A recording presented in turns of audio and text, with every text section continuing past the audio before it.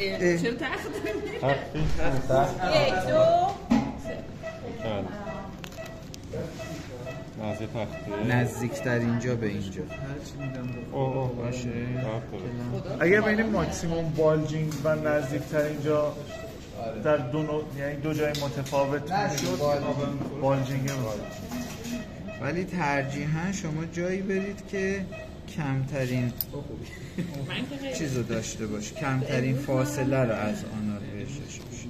یعنی الان از اینجا بالجه، ولی ما دیگه اینجا بهتره که اگه فیستول شد حداقل مسیرش کوتاه باشه. مثل بزرگسال هم لازم نیست صلیبی کنی، کروشییت کردن نمیخواد خب، ولی حتما باز بکنید تا جایی که بیوپسی هم برمی‌دارید؟ نه نیاز کامل همینجا رو باز کنید، هم اینجور دیگه چیزی نه درن هم نیاز نداره. نه درن بعد یه چیز دیگه که هست شما اینو میتونید آسپیره کنید. این یه خورده بزرگ بود ولی شما حتی میتونید آسپیرش کنید.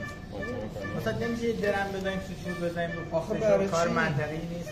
نه شما چرا مثل آبسه معمول یعنی آبسه بزرگسال باش برخورد نمی‌کنیم؟ خب برای اینکه اینا خیلی چیزن، رفتار خوبی دارن، خودش تو تخلیه بشه خوب میشه.